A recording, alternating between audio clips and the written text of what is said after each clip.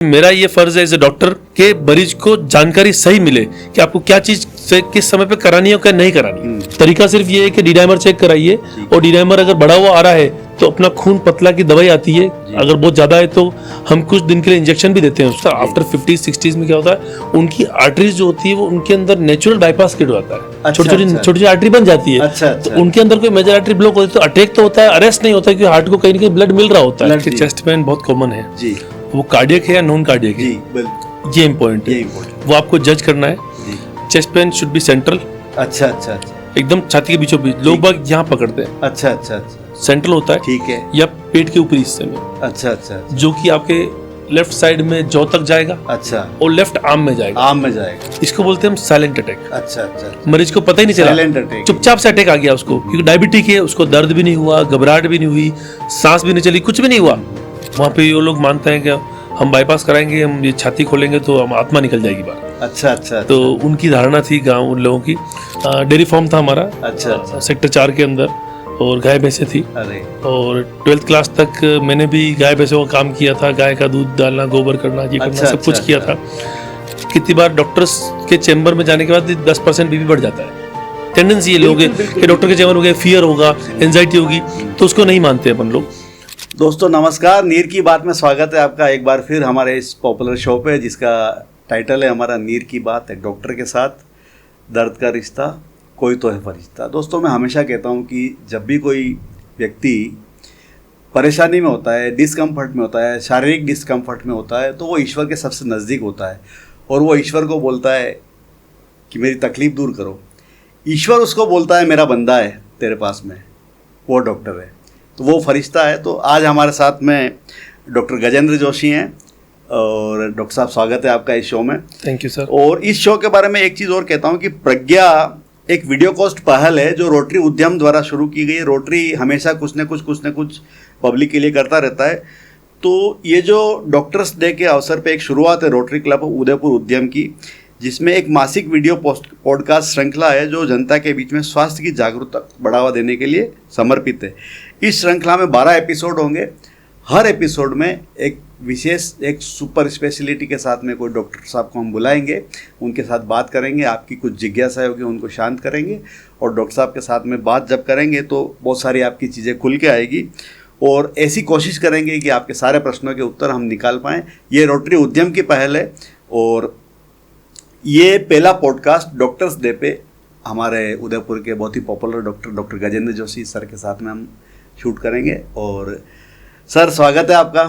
धन्यवाद। डॉक्टर गजेंद्र जोशी के बारे में मैं बताऊं आपको कि आपका सिद्धिविनायक हॉस्पिटल है उदयपुर में, और कहते हैं ऐसा कि आपकी मुस्कुराहट से आधी बीमारियां दूर हो जाती है। तो डॉक्टर साहब आपके बारे में बताइए, आपकी जीवन यात्रा के बारे में, क्यों आपने डॉक्टर बनने का ही तय किया? पहली बात तो बहुत बहुत धन्यवाद नीरज जी। Thank you. बहुत ही अच्छी बात आपने एक्चुअली वर्ड जो बोला ना, ऊपर ईश्वर का फरिश्ता, जी, बड़ा यूनिक वर्ड है। बिल्कुल। और बहुत कम लोग यूज करते हैं, बोले आप तो हाँ चलिए भगवान का रूप है, ये है, पर ऊपर भगवान का फरिश्ता बहुत अलग सा वर्ड है। और मैं तो बोलाऊंगी, मैं एज ए डॉक्टर और दुनिया में जितने भी डॉक्टर्स हैं, शायद आपने सही बोला कि उनकी किस्मत में है और कुछ अच्छे कर्म किए हैं माँ बाप ने, हमने जिनने डॉक्टर बने हम लोग, और हमको ये मौका मिल रहा है कि हम किसी की लाइफ को बचाने में सहयोग हो सके। मैं कभी नहीं कहूँगा कि मैं लाइफ बचा सकता हूँ, मैं कहता हूँ मैं लाइफ बचाने में सहयोग रख सकता हूँ भगवान के आशीर्वाद के, ईश्वर आपके साथ में। जी, ईश्वर के द्वारा। और जैसे आपने मुझसे पूछा कि लाइफ जर्नी के बारे में, बहुत ही संघर्षपूर्ण रहा है जीवन। जी। आपको बताना चाहूँगी कि मेरी मम्मी का बहुत बड़ा योगदान है इसके पीछे। अच्छा। एक्चुअली मेरे परिवार में, पूरे खानदान में कोई पढ़ा लिखा नहीं है। जी अच्छा। डेयरी फार्म था हमारा, अच्छा, सेक्टर 4 के अंदर, और गाय भैंसे थी। और 12th क्लास तक मैंने भी गाय भैंसों का काम किया था, गाय का दूध डालना, गोबर करना, ये करना, सब कुछ किया था। और 10th क्लास में जब मैं साइंस ली तो मम्मी ने क्वेश्चन पूछा था, 2 भाई हैं हम लोग जी, तो दोनों को सेम चीज़ पूछी। मम्मी ने बोला कि भाई तुम पढ़ाई करोगे या बिजनेस करोगे, तो मैंने पढ़ाई चुनी। मेरे भैया को भी सेम क्वेश्चन पूछा, उन्होंने बोला भाई तुम 2 गाय और ले आना, मैं काम कर लूंगा। पर मैं पढ़ाई नहीं कर सकता, आई कांट डू दैट। अच्छा। तो मैंने पढ़ाई चुनी। मम्मी ने, पापा ने पूरा सहयोग किया, घर वालों ने सहयोग किया। फिर कोटा गया, तैयारी करी, थोड़ा स्ट्रगल फेज रहा जीवन में जी। उसके बाद लेकिन सफलता हाथ हुई। ऑल राजस्थान में टॉप किया था। और आरएनटी में सिलेक्शन हुआ अरे, मेरा। क्या दिल्ली छोड़ के आरएनटी आया था, दिल्ली में सिलेक्शन हो रहा था, जी। पर घर वाले की कंडीशन इतनी अच्छी नहीं थी कि दिल्ली की, पहले ही इन्होंने मेरे पीछे बहुत पैसा खर्च किया था, जी जी जी तो इतना सिचुएशन नहीं था कि वो दिल्ली की पढ़ाई को और झेल सके। जी जी जी। मैं नहीं चाह रहा था कि दिल्ली की एजुकेशन, वहाँ के पैसा खर्चा और इतना खर्चा और हो जाए, तो मैंने आरएनटी को चुना। जी। इवन वहाँ मौलाना के प्रिंसिपल बैठे हुए थे, उन्होंने मुझे पूछा भी सही कि आप इतनी अच्छी रैंक से दिल्ली क्यों जा रहे हो। मैंने बोला सर मेरी मर्जी है। जी जी जी उदयपुर चुना, उदयपुर से डिग्री करने के बाद मैं उदयपुर से बाहर भी गया, बेंगलोर से पीजी करी, फिर मेदांता से फेलोशिप करी, वहाँ से अपॉर्चुनिटी मिली बाहर जाने की, आउट ऑफ जी, इंडिया। जी, जी। तो वो भी एक बड़ा सा टर्निंग पॉइंट था जीवन का। मेरे एक फ्रेंड थे डॉक्टर साहब जो साथ में थे सीनियर मेरे, वो बोले कि यार एक चांस तेरे को मिला है जोशी, ले ले, अच्छा हर किसी को नहीं मिलता है। जी, जी, और तेरे पास अभी रेस्पॉन्सिबिलिटी ज्यादा नहीं है, हम जाना चाहते जी। हैं पैसे कमाने के लिए, हम नहीं जा जा सकते। नहीं सकते। 2 साल बाहर रहा, नाइजीरिया रहा, साउथ अफ्रीका रहा, वापस इंडिया में आया और पिछले 10-11 साल से अभी मैं इंडिया में प्रैक्टिस कर रहा हूँ। जैसा नीरज जी ने बताया, पहले शांतिराज हॉस्पिटल में था, अभी पिछले 7-8 साल से सिद्धिविनायक हॉस्पिटल के साथ में हूँ मैं, और उसको रन कर रहा हूँ एज राइटर एंड कंसल्टेंट। जी जी जी, बहुत बढ़िया बात है डॉक्टर साहब। सिद्धिविनायक से हम भी काफ़ी जुड़े हुए, और हमारे तो सामने एक ही तस्वीर आती है जब भी कोई दिक्कत आती है सिद्धिविनायक में। तो डॉक्टर्स डे पे सबसे पहले तो आपको हैप्पी डॉक्टर्स डे डॉक्टर साहब की। हम आपके साथ जुड़े हुए हैं, बहुत बहुत धन्यवाद और सर। डॉक्टर साहब हमेशा किसी न किसी अच्छे स्वास्थ्य के लिए समर्पित रहते हैं। तो मैं आपसे डॉक्टर साहब, सबसे हॉट इशू आज का है, हम अक्सर गूगल पे, फेसबुक पे, सोशल मीडिया पे सुनते रहते हैं, सडन कार्डियक डेथ। ये कोविड के बाद में थोड़ा ज़्यादा भी हो गया है। तो कई चीज़ें डॉक्टर साहब, इससे ऐसा लगता है कि या तो हमारी जो मार्कर्स हैं, हमारे कार्डियक मार्कर्स, वो किसी ज़माने में 35-40 के बाद में हमको तय करने पड़ते थे। आज क्या ऐसी नौबत आ गई कि हमको 25 के बाद में या 25 और 30 के बीच में ही कोई कार्डियक मार्कर्स हमारे को ध्यान रखने पड़ेंगे। क्योंकि कई ऐसी मैं बताता हूँ डॉक्टर साहब आपको, जो मैंने देखी है, के प्रसिद्ध गायक, जिनके पास में कोई कमी नहीं, ना डॉक्टर्स की कमी है, ना फिजियोथेरेपिस्ट की कमी, ना जिम की कमी है। एक्टर सिद्धार्थ शुक्ला, कॉमेडियन राजू श्रीवास्तव, विनोद मेहरा जिनकी डेथ हो गई थी बहुत पहले, ये सब, इन सब की डेथ सडन कार्डियक अरेस्ट हुई। तो इसके बारे में आप बताएं कि क्या हमारे को लाइफस्टाइल में ऐसे चेंजेस करने हैं अब कि हमारे को 25 के बाद में कार्डियक टेस्ट कराने पड़ेंगे, या इसका क्या कारण है डॉक्टर साहब? सही बात है नीरज जी, आज की टाइम का आपने सबसे हॉट टॉपिक पूछा है मुझसे, सडन कार्डियक डेथ, जिससे कि नाम में है सडन कार्डियक डेथ, यानी इसमें हार्ट आपका अचानक बंद हो जाता है। हार्ट अचानक बंद हुआ, उसने पूरी बॉडी के अंदर ब्लड सप्लाई देना बंद कर देगा हार्ट। तो सप्लाई देना बंद है तो आदमी अचानक अनकॉन्शियस हो जाएगा, और पेशेंट को अगर इमीडिएट असिस्टेंट मिलती है अगर, तो उसमें से कुछ परसेंटेज ऑफ पेशेंट रिवाइव हो सकते हैं। 90% से ऊपर पेशेंट बचना संभव नहीं होता है। अब सबसे इम्पोर्टेंट जो बात है, इसका कारण अगर देखा जाए तो सर मल्टीपल है, पर आज के ज़माने में जो कि जिसे कि आपने बोला कोविड के बाद बढ़ गया है, मैंने एक वीडियो भी डाला हुआ है इंस्टाग्राम पे इसका। मोस्ट कॉमनली जो कारण आता है हमारा खून गाढ़ा होना। और खून गाढ़े होने का टेस्ट करने का एक तरीका है, इसको हम बोलते हैं D dimer. D dimer Covid के बाद, इसका कोविड हम तो एक्चुअली पुरानी चीज़ों में पहले से चेक करता है, मैं खुद 10-15 साल से कर रहा हूँ प्रैक्टिस, तो चेक करता है, पर कोविड के बाद ही बढ़ गया है। कोविड के इन्फेक्शन या कोविड के वैक्सीन के बाद में लोगों में डी डाइमर बढ़ जाता है। डी डाइमर बढ़ता है, इसका मतलब लोगों में खून गाढ़े होने की प्रवृत्ति बढ़ जाती है। अब आप, जैसा कि ये नेचुरल नॉलेज है, खून गाढ़ा है तो जम सकता है, खून गाढ़ा है तो जमेगा तो खून का थक्का बन जाएगा, वो खून का थक्का ब्रेन में अगर अटक गया तो स्ट्रोक हो जाएगा, हार्ट में अटक गया तो हार्ट फेल हो जाएगा, कार्डियक अरेस्ट हो जाएगा, किडनी में अटक गया तो किडनी फेल हो जाएगी। एक्चुअली कार्डियक अरेस्ट होने के लिए खून का थक्का बहुत बड़ा होना चाहिए, जो कि एक बहुत मेजर आर्टरी को ब्लॉक सडनली कर दे और हार्ट की पंपिंग को सडनली ब्लॉक कर दे। ये हार्ट की जो धड़कन होती है उसको एबनॉर्मल कर दे। लैंग्वेज में उसको वीटी या वीएफ कहते हैं हम लोग। वीटीवीएफ हो गया वेंट्रिकुलर टेकार्डिया, वेंट्रिकुलर फिब्रिलेशन, और या फिर सडन कार्डियक एसिस्टल बोलते हैं, यानी हार्ट बिल्कुल चलते चलते बंद हो गया। अगर बंद हो जाता है या वीटीवीएफ हो जाता है तो उसको बोलते हैं हम कार्डियक अरेस्ट। उस दौरान मरीज सडन अनकॉन्शियस हो जाएगा, गिर जाएगा, उसको वीटी होगा, अपने को हार्ट उसका बंद लगेगा। वो एक तरीका होता है। तरीका सिर्फ ये है कि डी डाइमर चेक कराइए, और डी डाइमर अगर बढ़ा हुआ आ रहा है तो अपना खून पतला की दवाई आती है, अगर बहुत ज्यादा है तो हम कुछ दिन के लिए इंजेक्शन भी देते हैं उसको। एक खून इंजेक्शन आता है एनोक्सापेरिन, वो प्रोवाइड करते हैं, वो देते हैं कुछ दिन के लिए, और उसके बाद कुछ टेबलेट देते हैं। खून एक नॉर्मल लेवल पतला रखा जाता है, उसके बाद में वो पतला हो जाता है, दवाई हम बंद कर देते हैं। दूसरा, अगर उसके बाद सेकंड इंपॉर्टेंट पॉइंट आता है कोलेस्ट्रॉल। अच्छा अच्छा अच्छा कोलेस्ट्रॉल अगर बढ़ा हुआ है वो भी खून गाढ़ा करता है। अच्छा अच्छा कोलेस्ट्रॉल सडनली जम गया, बड़ी आर्टरी के अंदर फंस गया, वो भी कार्डियक अरेस्ट कर सकता है। शुगर वाले पेशेंट के अंदर भी खून गाढ़ा होता है। अच्छा, ये 3-4 कारण मैक्सिमम है। या सडन बीपी बढ़ जाएगा तो भी हार्ट की नस फट सकती है, अच्छा अच्छा वो भी कार्डियक अरेस्ट ये होता भी है। एक cardiac अचानक बीपी 200 प्लस चला गया, 250 प्लस चला गया, तो वो खून का थक्का नहीं कर रहा है पर हार्ट की नस फट सकती है। किसी नस को बर्स्ट कर देगा। बस्ट किया, मेजर आर्टरी बस्ट कर दिया, आदमी अरेस्ट हो जाएगा। तो ये 3-4 मेन कारण है।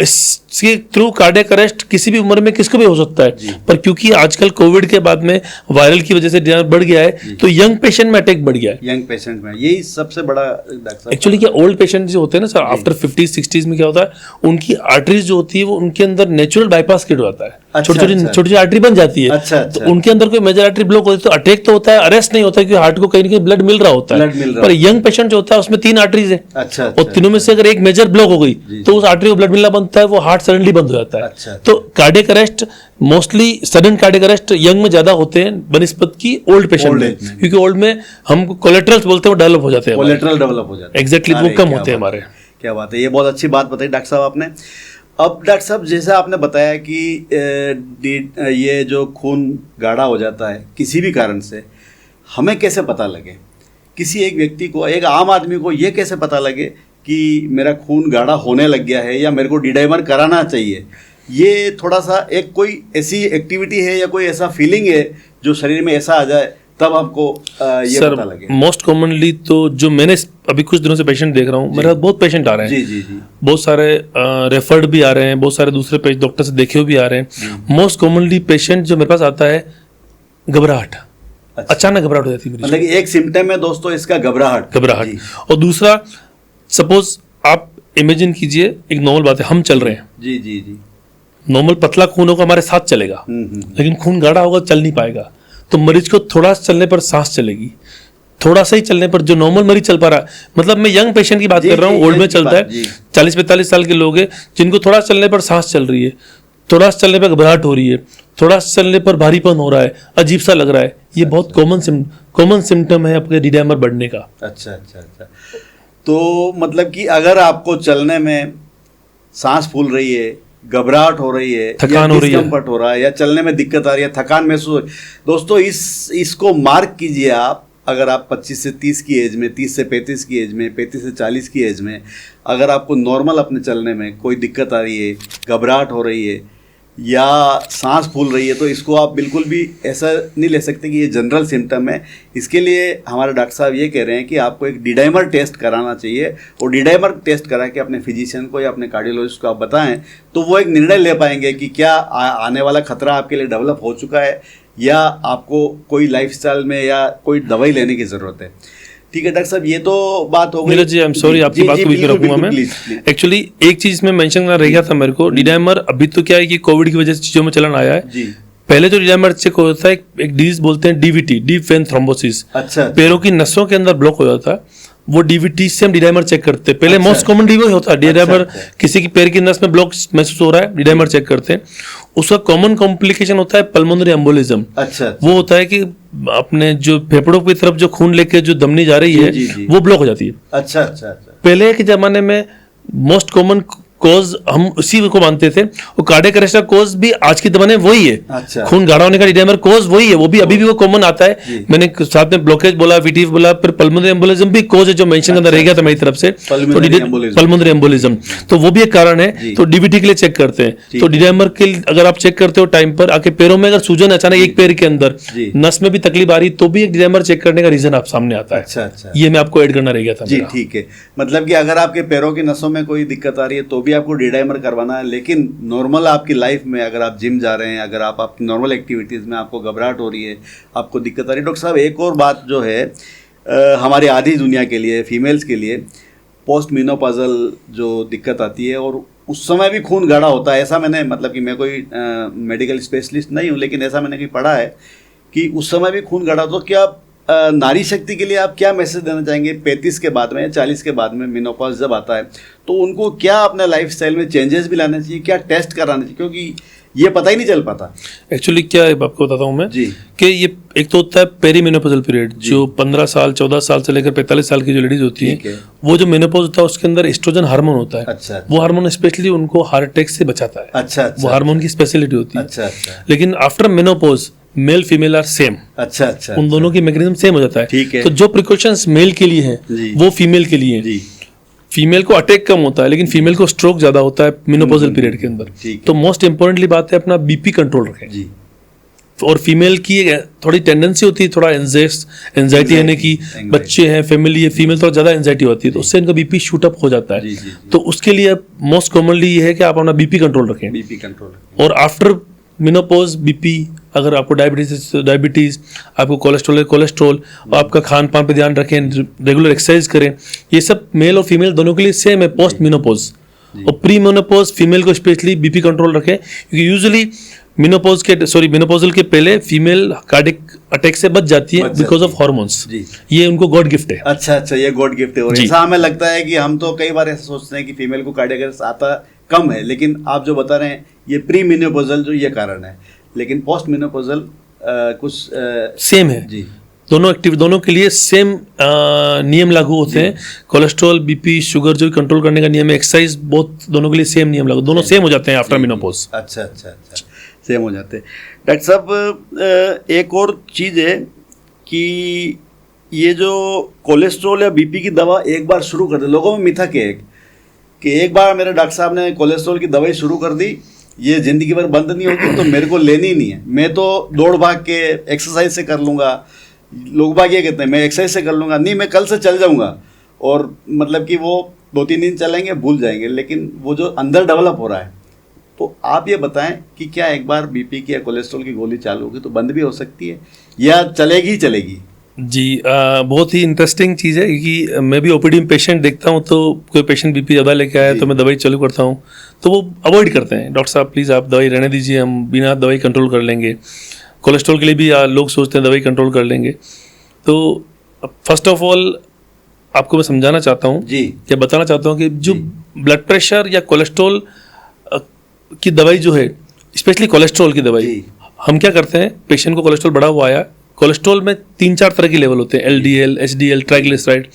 सबसे पहले जो देखना होता है हमको LDL देखना होता है, सबसे बैड कोलेस्ट्रॉल होता है। ठीक है। सेकंड हम लोग TG देखते हैं, ठीक। फिर हम HDL देखते हैं। HDL टोटल कोलेस्ट्रॉल को नहीं, TG सेकंड बैड कोलेस्ट्रॉल है, HDL गुड कोलेस्ट्रॉल। जी LDL की वैल्यू हर पेशेंट के लिए, हर आदमी के लिए अलग अलग होती है। जी, ठीक है। मोस्ट कॉमनली अगर पेशेंट डायबिटिक है या पुरानी को कार्डिक इश्यू है तो हम उसको मानते हैं it should be less than 70 ठीक है, ठीक है। LDL specially. अच्छा। और HDL किसी भी कंडीशन में 40 से प्लस होना चाहिए, और ट्राइग्लिसराइड लेस देन 160 से नीचे होना चाहिए। ठीक है, ठीक है। पर अगर पेशेंट डायबिटिक नहीं है, 30-40 के बीच में है, तो हम अंडर 100 वैल्यू मान के चलते हैं। अच्छा पहले ये वैल्यू 130 के ऊपर जाती थी, अच्छा, और आज की रिसेंट गाइडलाइन, लिपिडोलॉजी गाइडलाइन के अनुसार अब ये हमारा कंसेप्ट है लोअर इज बेटर। अच्छा अच्छा अच्छा, ठीक है। जितना कोलेस्ट्रॉल लो होगा, हाँ, वो कम आप बच्चों का कोलेस्ट्रॉल चेक कीजिए, सही बात। 50 ही आएगा। हाँ। उनकी दलियां कितनी क्लीन होती है। बिल्कुल बिल्कुल। तो जैसे कोलेस्ट्रॉल 70 से 80 से ऊपर जाएगा आपके, वो जमने लग जाएगा। जी, जी, तो लोअर इज बेटर। ठीक है। जितना लो कोलेस्ट्रॉल होगा आपको, उतना आपकी हार्ट का जो आपकी जो नलियां होगी वो क्लीन होगी, जी। और ब्लड पतला रहेगा आपका। ठीक है। अब कोलेस्ट्रॉल गोली चालू करी आपने, जी। चालू कर दी, तो हम 3 महीने बाद में उस कोलेस्ट्रॉल की लेवल को चेक करते हैं। अच्छा अगर हमारा डिजायर्ड रेंज आ जाती है, अच्छा, जैसे मैंने 100 बोला या 70 बोला, तो हम कोलेस्ट्रॉल गोली बंद करेंगे। ठीक है, ठीक है, ठीक बंद करके जी।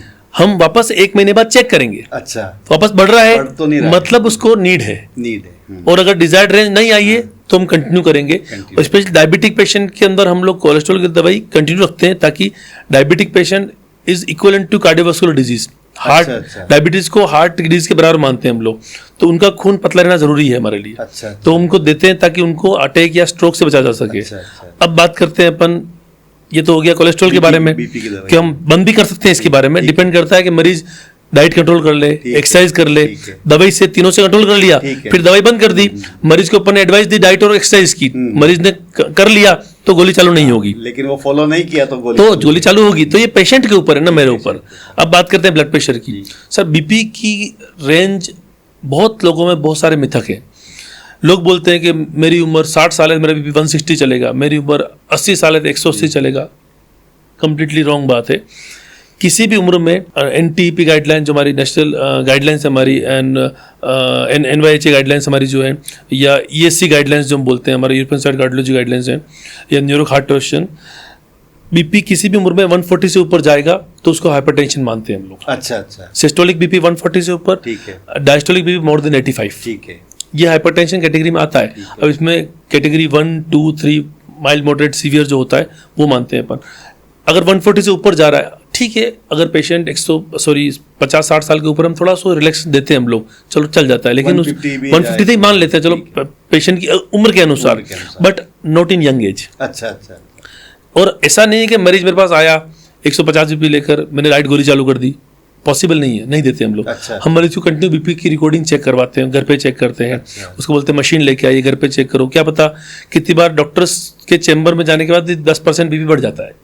टेंडेंसी ये लोग कि डॉक्टर के चैम्बर हो गए, फियर होगा, एंजाइटी होगी, तो उसको नहीं मानते अपन लोग, घर पे चेक कराते हैं। अगर कंटिन्यू रीडिंग 140-145 से ऊपर जाती है तो हम एडवाइस करते हैं कि आपको गोली खानी चाहिए। ठीक है, कि गोली खाने के बाद में कुछ दिन बाद में मरीज बोलता है डॉक्टर साहब बंद करके देखो, डिपेंड करता है। मरीज ने सपोज वजन कम किया है, अपना डाइट कंट्रोल करी है, तो एक चांस देते हैं उसको, अच्छा, देखते हैं उसको। अगर उसके बाद कंट्रोल नहीं है, फिर अगर ऊपर जा रहा है तो चालू करनी है। एक्चुअली क्या होता है नीरज जी, बीपी जो होता है स्प्रिंग जैसे, अच्छा अच्छा अच्छा, सपोज 120 की स्प्रिंग यहाँ है, 180 स्प्रिंग यहाँ पे हो गई, अपन को बीपी 120 लेके आना है, तो अपन ने उस पर लोड रखा, स्प्रिंग 120 पे आ गई। अब वो लोड जब तक है, वो स्प्रिंग 120 है। अगर मरीज बोलता है सब गोली बंद करनी है, जैसे लोड हटाया वो वापस स्प्रिंग जंप करेगी, और जब स्प्रिंग जंप करती है तो उसके पुराने से ज्यादा जंप करती है, और वो जो पुराने से ज्यादा जंप जो होता है ना, वो डेंजरस हो सकता है आपके लिए। वो आपके सिर की नस को फाड़ सकता है, वो आपकी अटैक कर सकता है, आपको बॉडी के अंदर कोआक्टेशन, सॉरी एओटिक, मतलब मल्टीपल नेगेटिव जो है चीजें हो सकती है। तो हम एडवाइस करते हैं कि बीपी अगर लो जाता है, अगर किसी का सिस्टोलिक बीपी 110 से नीचे जा रहा है, 90 से नीचे, 100 से, तो हम बीपी गोली बंद करते हैं। अच्छा। बंद होती है।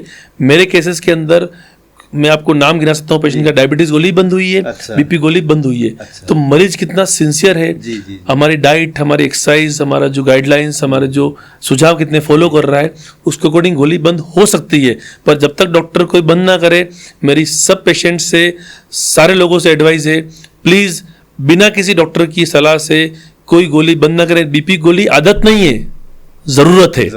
ये ऐसा नहीं कि आपको आदत पड़ जाएगी, आपको आदत नहीं, आपको बीपी कंट्रोल रखने की गोली की जरूरत है।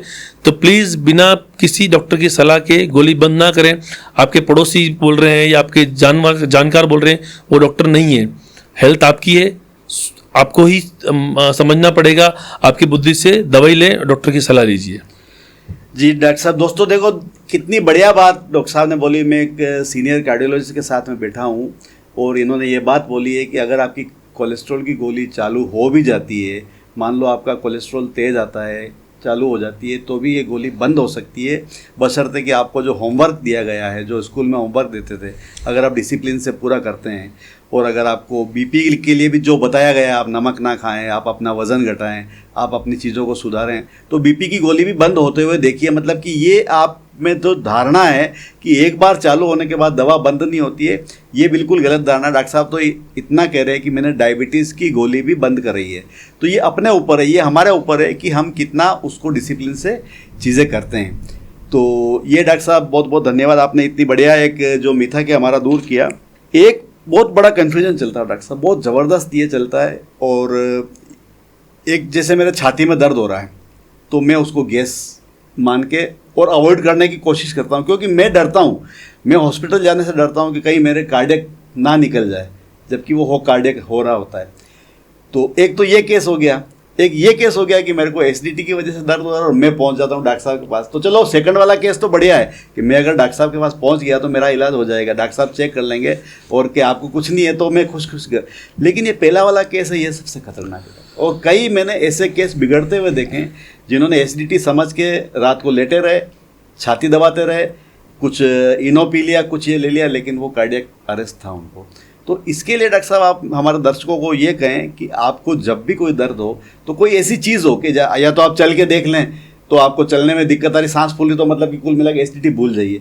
एक ऐसा सिम्टम आप बताएं डॉक्टर साहब। नीरज जी, आज के ज़माने का ये भी बहुत ही इंपॉर्टेंट क्वेश्चन है कि जी। चेस्ट पेन बहुत कॉमन है जी वो कार्डियक है या नॉन कार्डियक है, जी बिल ये इम्पोर्टेंट ये है, इम्पोर्टेंट वो आपको जज करना है। जी सबसे इम्पोर्टेंट तो आपको बस समझा दूं कि चेस्ट पेन जो कार्डियक है जी उसका एक 60-70% पेशेंट में उसका एक तरीका है, अच्छा कैरेक्टर बोलते हैं, जी, स्पेशल कैरेक्टर। हाँ हाँ chest pain should be central, अच्छा अच्छा अच्छा एकदम छाती के बीचों बीच, लोग ठीक बाग यहाँ पकड़ते हैं, अच्छा अच्छा अच्छा सेंट्रल होता है, ठीक है या पेट के ऊपरी हिस्से में, अच्छा अच्छा अच्छा जो कि आपके लेफ्ट साइड में जौ तक जाएगा अच्छा और लेफ्ट आर्म में जाएगा। आम में जाएगा, ठीक है ये टिपिकल है, ठीक है पर अपन जानते हैं कि बायोलॉजी है, अपवाद मौजूद है हाँ हाँ सब में। ये मैंने 60% बोला, जी बाकी बचे 40% केस में किसी केवल एपिगैस्ट्रिक पेन हो रहा है, जिसको अच्छा। अपन बहुत कॉमनली एसिडिटी से अपन इसको मिसडायग्नोज कर लेते Misdiagnose, हैं। और कितनी बार पेन होता भी ऐसा जलन हो रही है, अच्छा सिर्फ अच्छा जलन हो रही है, भारीपन नहीं है। हाँ, हाँ, एक्चुअली पेन जो होता है हार्ट का,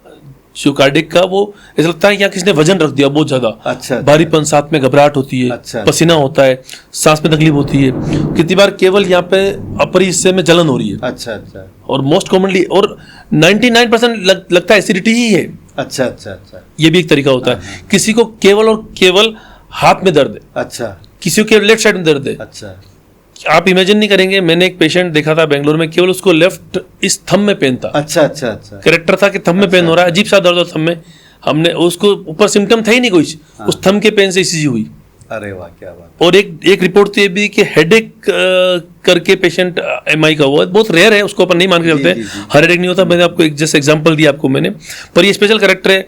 लोग बात बहुत जो मिस्टेकन जो होती है, लोगों में जो मिस्टेक करते हैं लोग, ये जो एसिडिटी का दर्द है, लोग आपने कहा से लोग इनो पी रहे हैं, हाँ, घर पे ले जाते हैं और सुबह पता लगता है कि यार कार्डियक अरेस्ट हो हाँ गया। हाँ हाँ एक्चुअली अगर आपको स्पेशली मेल आफ्टर 30, जी फीमेल की बात नहीं कर रहा, and female after menopause, male को Male तो after 30, मेल को तो female मैं 30 के बाद में, और आजकल जो कार्डियक अरेस्ट जो बड़े हैं सर, जिस तरह देख रहे हैं आप लोग, आपने जो एग्जांपल दिए हैं, जी। वो मोस्ट कॉमनली 30-40 के आसपास 40 के के ही हैं। आसपास के हैं। तो मेल आफ्टर 30 ठीक है एंड फीमेल आफ्टर मेनोपॉज।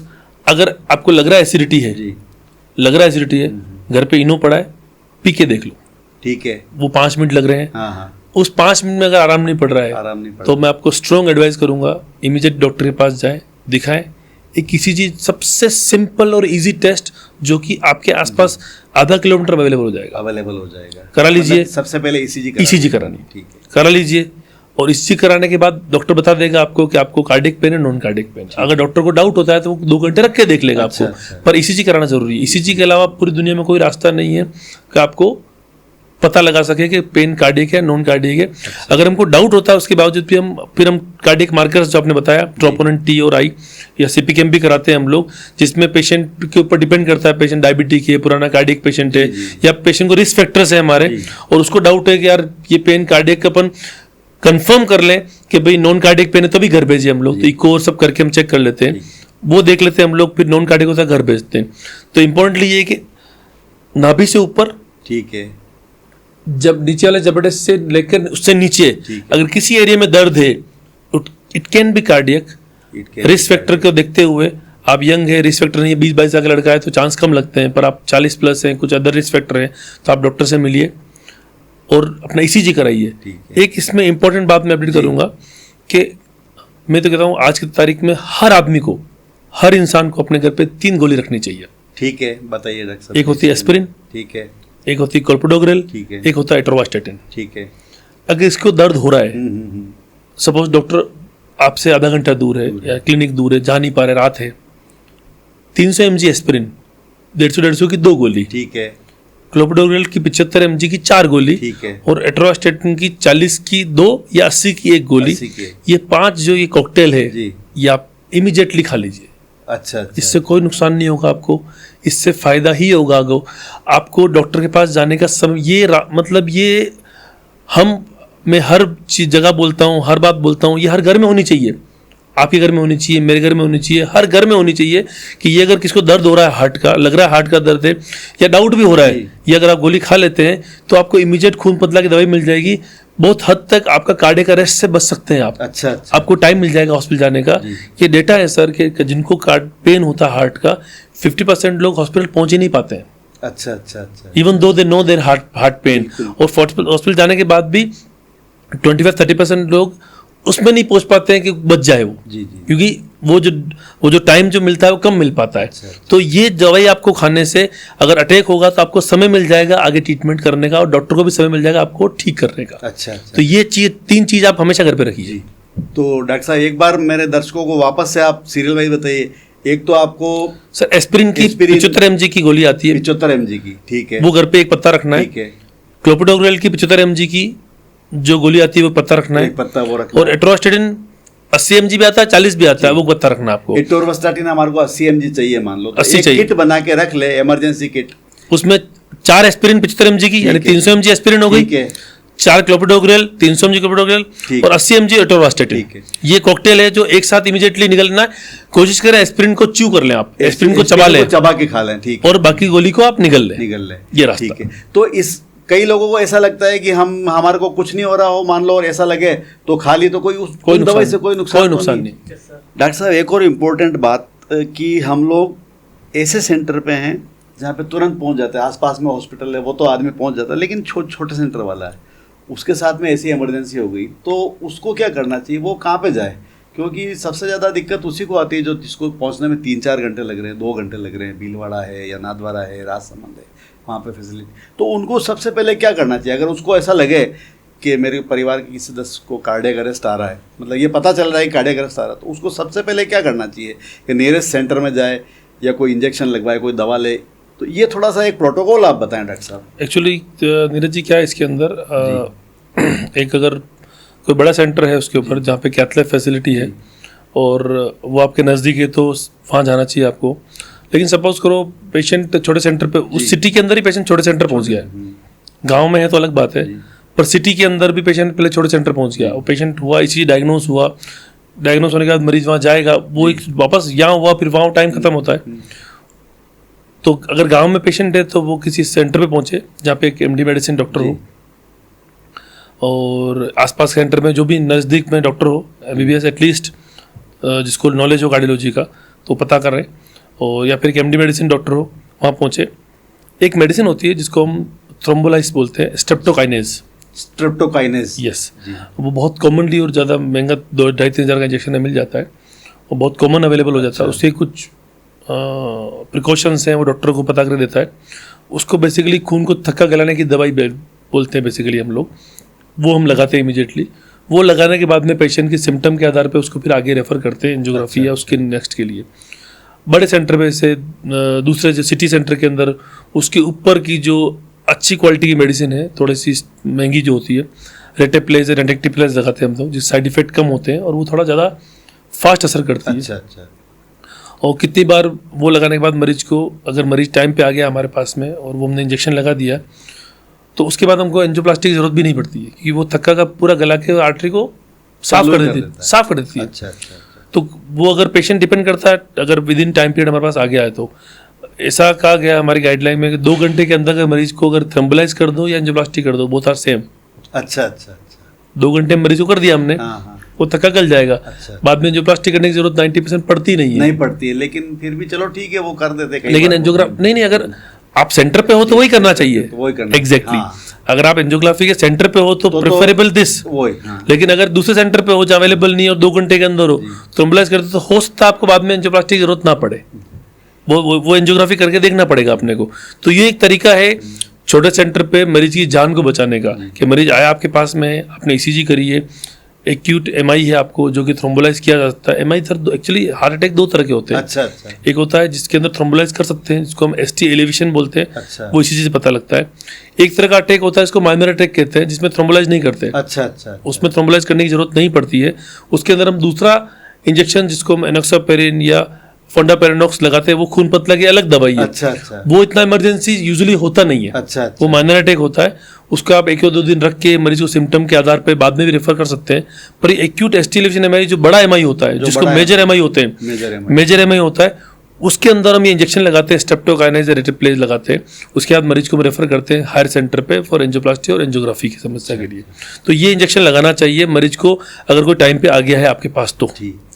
तो मतलब कि डॉक्टर साहब ऐसा है कि मान लो कोई पेशेंट को लेके निकला और उसको उदयपुर आना है, लेकिन वो एक बार छोटे से सेंटर पे रुक जाए और वो प्राइमरी ट्रीटमेंट करा के फिर निकले, मतलब आपके कहने का मतलब है कि सीधा सीधा उदयपुर 2 घंटे 3 घंटे का रास्ता है, बिल्कुल तो वो बीच में एक बार रुक के वो करा के उसके बाद ही आना चाहिए। मेरे हिसाब से पीएचसी पे तो सुविधा अवेलेबल है नहीं ये वाली, सीएचसी पे जहाँ एमडी मेडिसिन है वहाँ सुविधा हो सकती है। एमडी मेडिसिन अगर है तो बिल्कुल वहाँ उससे सुविधा करा हो के सकती है, उसके बाद आना वो चाहिए। करके वहाँ प्राइमरी ट्रीटमेंट करके थ्रोम्बोलाइसिस करके गवर्नमेंट के अंदर फ्रीली अवेलेबल है स्ट्रेप्टोकाइनेस मिल अच्छा, जाता है, अच्छा। वहाँ करवा के फिर आगे आप आइए, ताकि आपको रास्ते का टाइम मिल जाएगा। अगर वो नहीं कराएंगे आप होता आप पहुँच ही ना पाए। वही मेरे जो ये क्वेश्चन पूछने का मतलब ही यही था कि अगर आपके रास्ते में कोई एमडी वाला सेंटर आ रहा है तो वहाँ पे आपको रुक के थोड़ा सा प्राइमरी ट्रीटमेंट करा के फिर आपको आगे वाले सेंटर पे आना चाहिए। बिल्कुल सही। ये एक प्रोटोकॉल जो है दर्शकों के लिए डॉक्टर साहब ने बताया कि अगर आप बहुत दूर हैं और बीच में कोई सेंटर पड़ रहा है ऐसा जहाँ पे एमडी डॉक्टर आपको मिल जाए, तो आपको वहाँ पे थोड़ा सा इलाज करा के थोड़ा सा स्टेबल करके उसको फिर आपको आगे आना चाहिए। डॉक्टर साहब, जब आपने बताया कि ये 3 गोलियाँ हैं, तो मान लो वो किसी गांव के पेशेंट ने आपका ये जो बात सुन ली और उसने अपना इमरजेंसी ये गोलियां रख ली, वो गोलियां तुरंत देके फिर भी उसको उस सेंटर पे रुकना है या फिर वो आ सकता है? नहीं, अगर आपने गोली तो घर के लिए दी, मैंने आपको घर के लिए दी है, वो घर के लिए बस। घर के लिए दिए। अगर आपको खून की उल्टी हो रही तो गोली नहीं खानी है।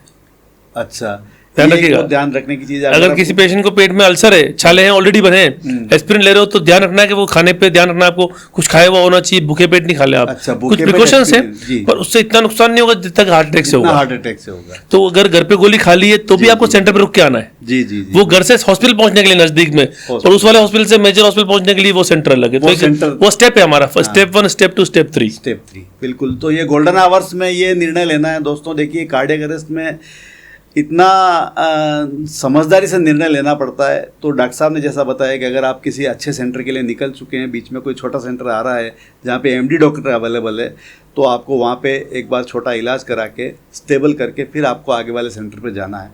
ये सबसे बड़ी बात आपने डॉक्टर साहब बताई। और इसमें गोल्डन आवर्स कौन से होते हैं डॉक्टर साहब जिसमें सबसे ज़्यादा बचाव हो सके, मतलब कि 15-20 मिनट 25 मिनट या ऐसा? एक्चुअली हमारी गाइडलाइन हिसाब से एक होता है डोर टू निडल टाइम, एक होता है door to balloon time. Door to needle time क्या होता है कि पेशेंट आपके अंदर हॉस्पिटल में एंटर हुआ, उसको इंजेक्शन पहला कब लगा, वो 45 मिनट होता है, 30 मिनट 40 मिनट, और एटलीस्ट 1 to 1 hour के अंदर उसके अंदर 1.5 घंटे वो उसकी एंजियोप्लास्टी कैथ लैब पहुंच के एंजियोप्लास्टी हो गई। डोर टू बलून मतलब उसकी आर्टरी खोल दी, वो 1.5 घंटा, वो 1.5 घंटा। तो ये हमारा। और गोल्डन आवर जब की बात करते हैं, वो इनिशियल टाइम होता है 2 घंटे। 2 घंटे मरीज आपको चेस्ट पेन होके डायग्नोस होके आप 2 घंटे के अंदर पहुंच गए तो 99% चांस है कि आपकी आर्टरी 90% चांस है कि आर्टरी टाइम पे खुल जाएगी, अगर वो थ्रोम्बोलाइसिस से खुले या एंजियोप्लास्टी से खुले। डॉक्टर साहब, एक हाइपोथेटिकल में एक केस बताता हूँ आपको, रिसेंटली हुआ है।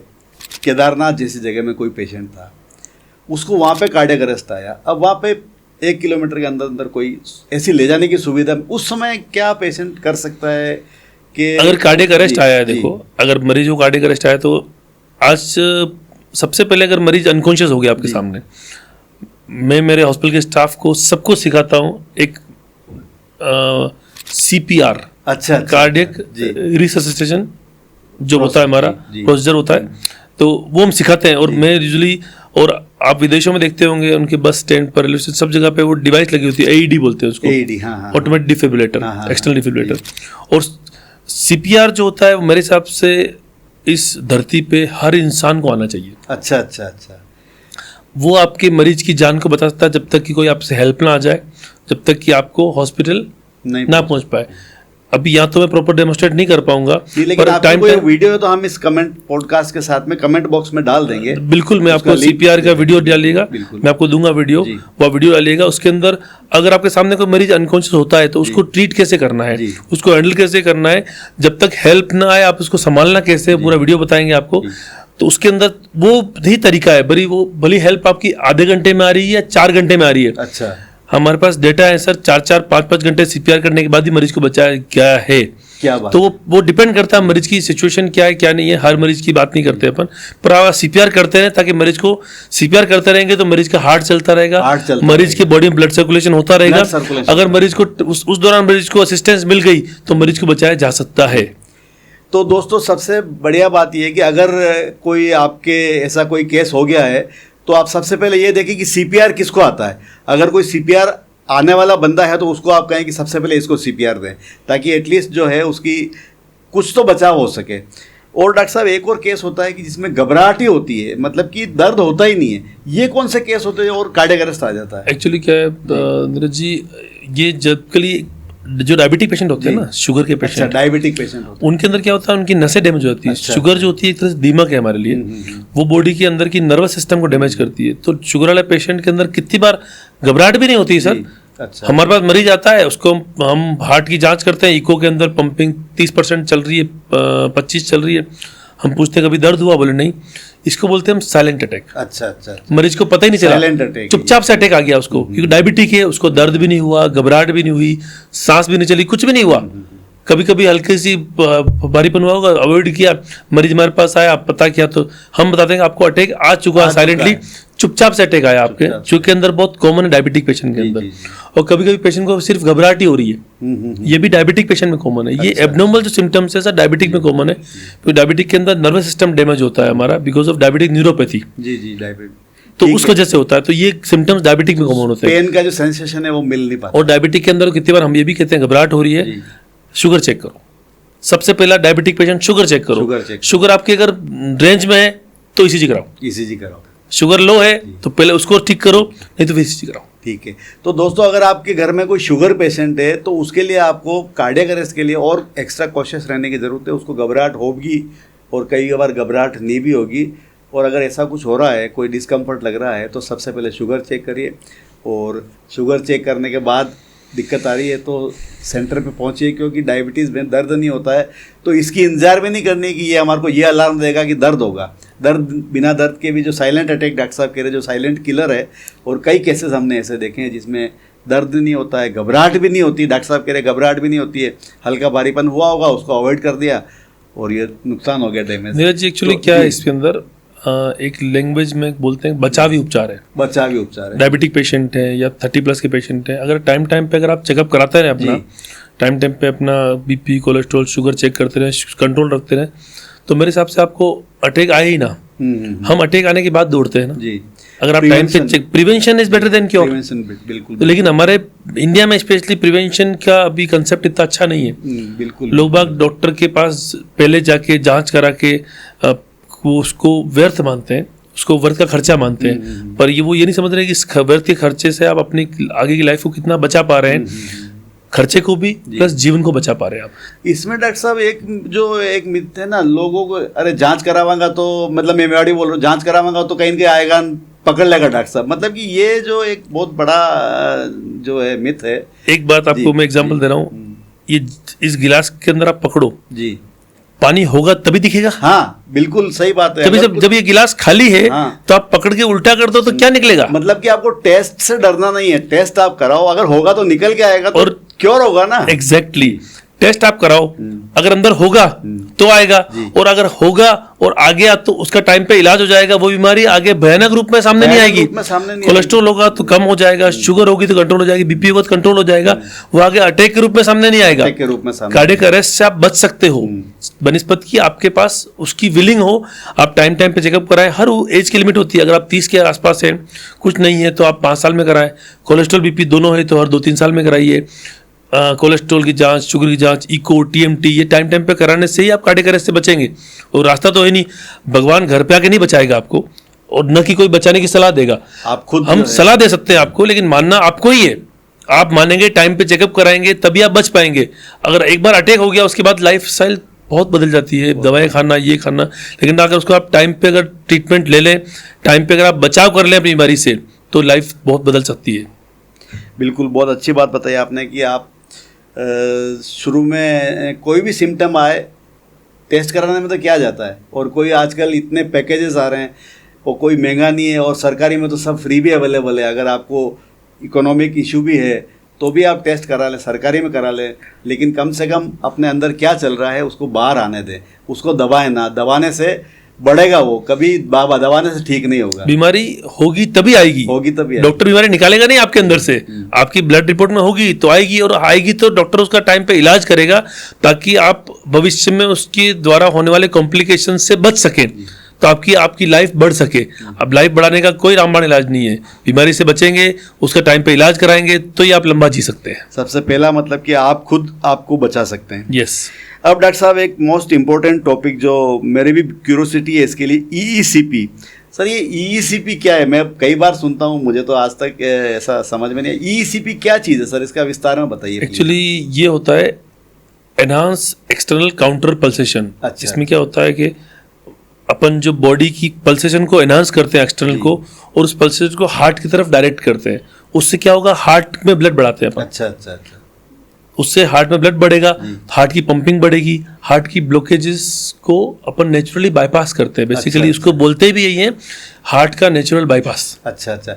ईईसीपी का जो साधारण जो शब्द है वो है कि हार्ट का नेचुरल बाईपास। नेचुरल बाईपास, ठीक है। इससे मरीज के ब्लॉकेजेस को अपन बाईपास करके छोटे छोटे कोलेटरल डेवलप करते हैं हम लोग। अच्छा अच्छा अच्छा। जो कि इससे ब्लड हार्ट पे बढ़ जाता है, प्लस इससे हार्ट की पंपिंग भी ऑलमोस्ट 40% तक बढ़ सकती है। 40% तक बढ़ सकती है। मतलब अगर इसका 25 है तो ये 35 तक जा सकती है। 35 तक जा सकता है, मतलब कि ये बहुत अच्छा रिजल्ट है।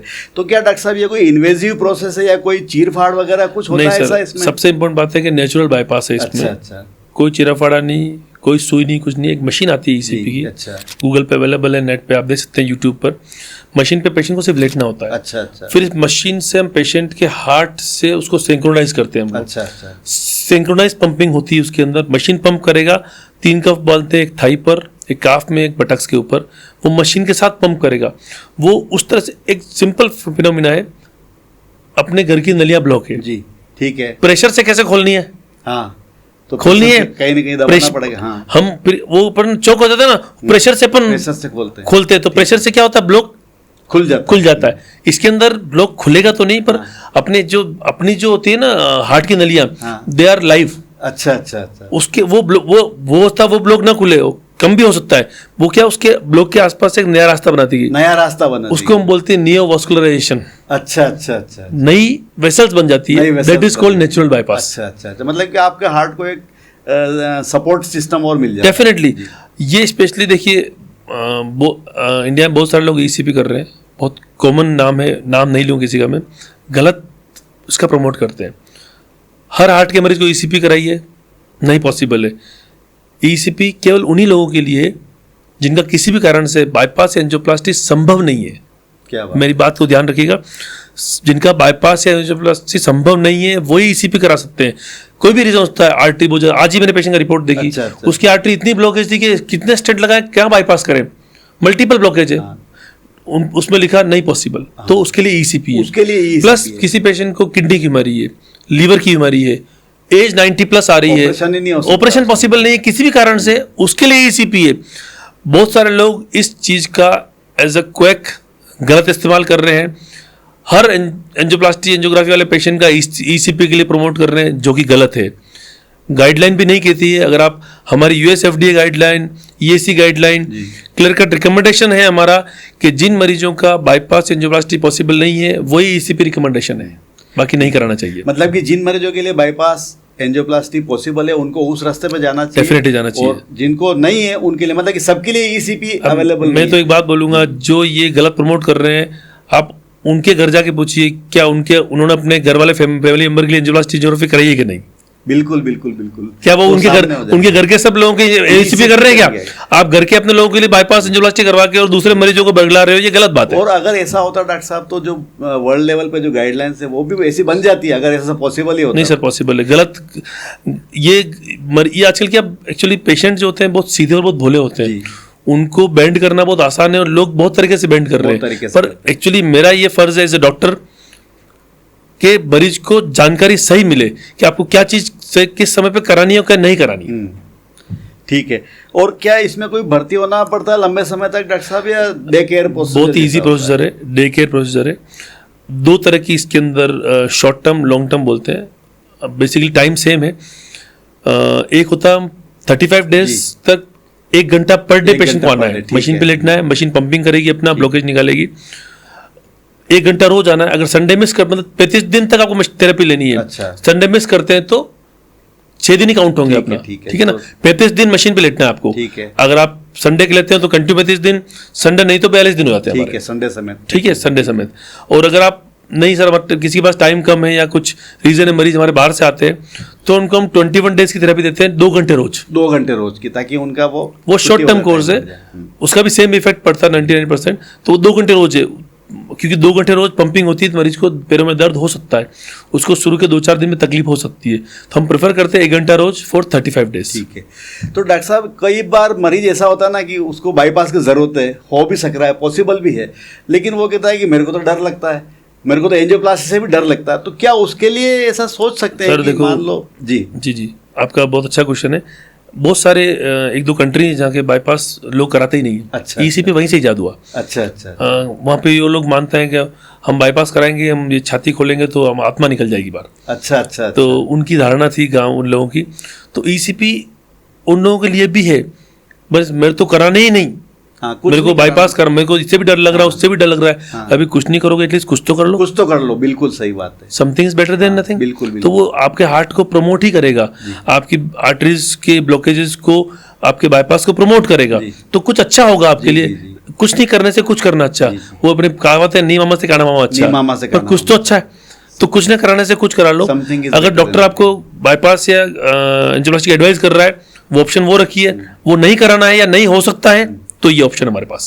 ठीक है। ईसीपी कोई ऐसे बाईपास के बाद भी हो सकती है, बाईपास के पहले भी हो सकती है। कई बार ऐसा होता है ना कि बाईपास कराने के बाद भी मेरे को डिस्कम्फर्ट हो रहा है, तो उस समय क्या ईसीपी? देखिए सर, बाईपास का भी एक लिमिटेड टाइम है, एंजियोप्लास्टी का भी एक टाइम है, स्टंट भी एक टाइम के बाद। अरे जब भगवान की भलाई नलियाँ ब्लॉक हो गई तो जो डॉक्टर ने बनाई वो ब्लॉक हो सकती है, तो पॉसिबल है। तो अगर किसी का बाईपास हो गया 60 साल की उम्र में, 15-20 साल में फिर ब्लॉक हो गया, तो क्या करोगे? फिर रीबाईपास। और रीबाईपास के अंदर रिस्क बड़ी। अगर करा सकते हो, डॉक्टर कॉम्पिटेंट है, पॉसिबल है, हो सकता है। मेरा मोस्ट इंपॉर्टेंट जो भी यहाँ बात है वो ये है कि ईसीपी बाईपास के पहले भी कराई जा सकती है, बाईपास के बाद भी कराई जा सकती है, एंजियोप्लास्टी के पहले भी कर सकते हैं, एंजियोप्लास्टी के बाद भी कर सकते हैं, किडनी, लीवर, सब तरह के पेशेंट को कर सकते हैं, प्लस किसी भी उम्र में कर सकते हैं। ओनली कुछ कॉन्ट्राइंडिकेशन है जो हम पेशेंट को चेक करते हैं, किसको डीवीडी तो नहीं है, किसको पेरिफेरल आर्टरी डिजीज तो नहीं है, किसी को वाल की बीमारी तो नहीं है, वो हम चेक करते हैं पहले। उसके अलावा पेशेंट का कोई कॉन्ट्राइंडिकेशन नहीं है। किसी भी पेशेंट में एंजियोप्लास्टी बाईपास के पहले या बाद में किसी भी उम्र के पेशेंट को ईसीपी करी जा सकती है। स्पेशली लो पंपिंग के लिए तो वरदान है। आज की तारीख में पंपिंग बढ़ाने की दुनिया में कोई इलाज नहीं है, केवल ये ईसीपी एक इलाज है। सीआरटी थेरेपी है जो करते हैं, 10 लाख की थेरेपी होती है, वो सीआरटी करते हैं उसको, उसके अंदर हार्ट में वो डालते हैं वैसा उसका भी, लेकिन कुछ पेशेंट का इंडिकेशन है उसके लिए, वही करा जा सकता है। पर ईसीपी सबको कर सकते हैं, ईसीपी सबके लिए कर। तो अगर ईसीपी से आपकी, मैं कह रहा हूँ 25 से अगर 30 भी आपकी, 32 भी होगी, 30-32 से 30 के ऊपर चलेगी आपकी, तो आपकी लाइफ 5 साल बढ़ जाएगी। 5 साल बढ़ जाएगी। और 30 से 35, 25 से 35 हो गई तो आपकी लाइफ 10 साल बढ़ जाएगी।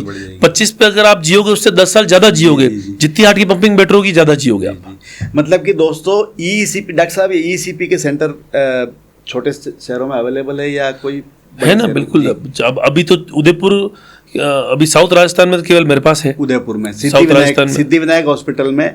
दोस्तों ध्यान रखिए, ये ईसीपी का जो सेंटर है डॉक्टर गजेंद्र जोशी सर के हॉस्पिटल में, सिद्धि विनायक हॉस्पिटल में, ईसीपी का साउथ राजस्थान में एकमात्र सेंटर है जहाँ पे ईसीपी की सुविधा अवेलेबल है। ये डे केयर प्रोसीजर है, आपको भर्ती नहीं रहना पड़ेगा, बिना किसी चीर फाड़ के आपके हार्ट का इलाज हो जाएगा। और सबसे बड़ी बात यह कि बाईपास नहीं हो सकता, एंजियोप्लास्टी नहीं हो सकती, उस केस में भी किसी भी उम्र में आपकी ईसीपी हो सकती है। और किसी भी तरह के पेशेंट के लिए, बहुत कम ऐसे पेशेंट हैं जिनकी ईसीपी नहीं हो सकती है। तो ये एक ऐसा वरदान है जिसके बारे में लोगों को पता नहीं है। हमारे इस वीडियो का उद्देश्य ये है कि ईसीपी एक नया प्रोसीजर है, लेकिन नॉन इन्वेसिव है, बिना किसी चीर फाड़ का प्रोसीजर है। इसमें कोई चीर फाड़ नहीं होगी और सीधा सीधा डे केयर प्रोसीजर है। आपको भर्ती होना है, जाना है, 1 घंटे के लिए रुकना है, वापस आना है।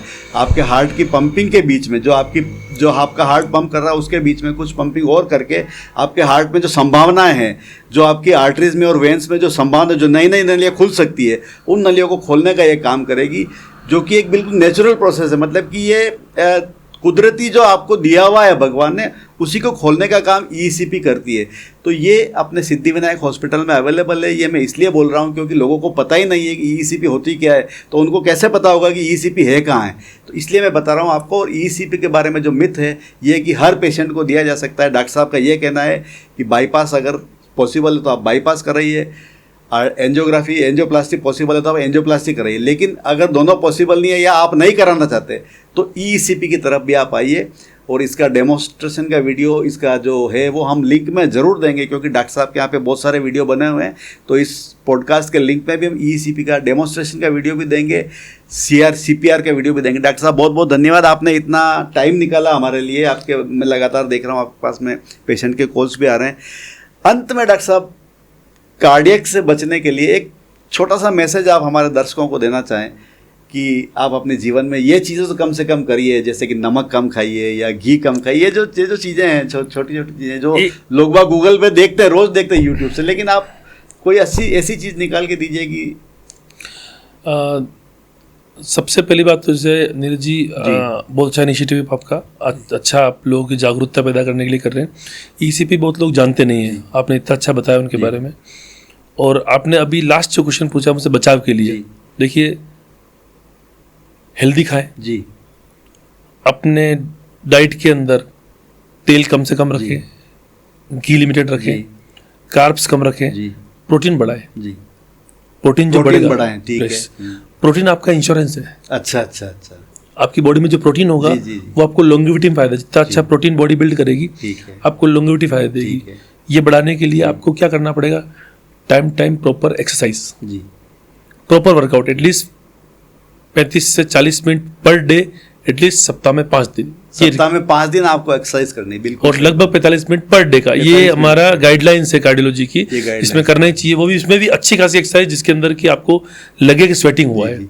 और एक मैसेज मैं देना चाहता हूँ डॉक्टर साहब की, जैसे कि एक फिल्मी गाना है कि दिल की आवाज़ भी सुन, ऐसा कुछ गाना है, तो अपने दिल की आवाज़ भी सुनो। अगर दिल कुछ कह रहा है, थकान हो रही है या डिस्कम्फर्ट हो रहा है, सांस फूल रही है, चल नहीं पा रहे, लेकिन उस दिल की आवाज़ को नहीं सुन रहे, दिल की आवाज़ को नहीं सुन रहे, तो दिल की आवाज़ को भी सुनना है आपको हमेशा। एक्चुअली दिल को बचाने का कोई रॉकेट साइंस नहीं है। जैसे कि आप यंग हैं, BP शुगर नहीं है, तो उससे भी बच सकते हैं, और उसके होने अगर वो है तो उसके होने वाले कॉम्प्लिकेशन से बच सकते हैं। डाइट, एक्सरसाइज, जैसे कि नमक पे ध्यान दिया आपने, नमक लिमिटेड करना है, वो ज़्यादा कम ना करें, क्योंकि ज़्यादा नमक कम करने से उसकी कॉम्प्लिकेशन बढ़ जाती है। एक चीज़ मैं लास्ट में मेंशन करूँगा कि ECP भी बहुत अच्छा तरीका है हार्ट अटैक से बचाव का। क्या बात है, अगर आपकी फैमिली हिस्ट्री ऐसी है तो ECP, फैमिली हिस्ट्री ऐसी है, मैं खुद आई एम 40+, मैं ECP कराता हूँ, इसके लिए नहीं कि मुझे हार्ट में प्रॉब्लम है, इसलिए कि मेरी नलियाँ ओपन रहे, नलियों के अंदर ब्लॉकेजेस ना बने, ताकि मैं अपने आप को हार्ट अटैक से बचा सकूं। जी, बहुत बढ़िया बात कह रहे हैं। ECP का भी ये वाला एस्पेक्ट लोगों को नहीं पता है, एस्पेक्ट नहीं पता कि आप 40+ है, आप डायबिटिक है, आप अटैक होने का वेट करेंगे क्या? वेट करेंगे, बिल्कुल सही बात है। तो आप अपनी नलियों को पहले ही स्वस्थ रखें तो आपकी अटैक हो ही नहीं। तो अगर जहाँ 60 साल जीते हैं वहाँ 70 साल जिए आप। जी बिल्कुल। तो ECP टाइम पे रोज तो नहीं करानी है। आप उसके अंदर अगर आपको अटैक नहीं हुआ है, आपको ब्लॉकेजेस डॉक्यूमेंटेड नहीं है, तो हम उसके अंदर जस्ट आपको 15 डेज का प्रोसीजर करते हैं, वो भी 2-3 साल में एक बार ही करना है। हाँ, एक बार ही करना है। आपको लाइफ के 15 घंटे चाहिए, हर घंटा रोज 15 दिन के लिए, और वो भी 2-3 साल में एक बार, उससे आप अटैक से बच जाओगे। अटैक से बच जाएंगे। तो ये मेडिकल साइंस जो है पूरी, वो अटैक से बाद की है। एंजियोप्लास्टी करना, एंजियोग्राफी करना, सब कुछ करना अटैक से बाद का है। अटैक से पहले क्या? एक टर्म है प्रिवेंटिव कार्डियोलॉजी। कोलेस्ट्रॉल से कंट्रोल रखना प्रिवेंटिव कार्डियोलॉजी है। BP शुगर को प्रॉपर कंट्रोल रखना प्रिवेंटिव कार्डियोलॉजी है। प्रॉपर डाइट, एक्सरसाइज करना प्रिवेंटिव कार्डियोलॉजी है। प्लस नई चीजें ECP अगर आप करा लें, प्रिवेंटिव वो उससे ज्यादा इफेक्टिव है, क्योंकि वो डायरेक्ट हार्ट की नलियों को ओपन करने में ही काम कर रही है। तो that is also preventive cardiology setup है। आपका शरीर जो काम नहीं कर पा रहा है, वो ECP कर रही है। तो मेरा ये लास्ट कहना है कि अपने आप को संतुलित आहार रखिए, प्रॉपर फाइबर लीजिए, प्रॉपर सलाद जो अपने खाने में सम्मिलित कीजिए, डाइट एक्सरसाइज कीजिए, ECP लीजिए। अटैक से बचना है तो मुझसे आके मिलिए। जी डॉक्टर साहब, रोटरी उद्यम उदयपुर का बहुत अच्छा ग्रुप है जिन्होंने डॉक्टर्स डे का इनिशिएटिव लिया है और 12 एपिसोड बनाएंगे वो अलग अलग स्पेशलिटी के। तो रोटरी उद्यम के लिए भी एक मैसेज दीजिए कि रोटरी उद्यम इसी तरह से। नहीं, मैं लिटरली ये बहुत अच्छा इनिशिएटिव है रोटरी उद्यम का, और ये आप जो सीरीज चला रहे हैं ये पब्लिक में अवेयरनेस के लिए बहुत अच्छा लगा मुझे, और मैं बहुत बहुत आभारी हूँ आपका जो आपने मुझे मौका दिया और ये मैं पब्लिक के सामने आके अपनी बातें रख पाया। आपने इतना अच्छा तैयारी की इसके लिए, आपने लगभग वो सब चीज़ कवर की है जो आज की जनता में में जिनका मिथ है और जो लोग जानकारी चाहते हैं, कार्डियक अरेस्ट से लेकर ईसीपी से लेकर बीपी शुगर से लेकर आपने सब कुछ कवर किया। और मैंने भी आपके साथ मिलकर पूरी कोशिश करी है कि लोगों तक वो जानकारी पूरी पहुंचा पाऊँ, लोगों की जो दिमाग में सवाल है उनकी पूरी सोल्व कर पाऊँ। पर इसके लिए मैं लिटरली आपका नीरज जी रोटरी उद्यम का बहुत बहुत धन्यवाद देता हूँ, बहुत बहुत आभार व्यक्त करता हूँ कि आपने इतना अच्छा इनिशिएटिव लिया। इसके लिए really thank you and really God bless you. Sir, thank you.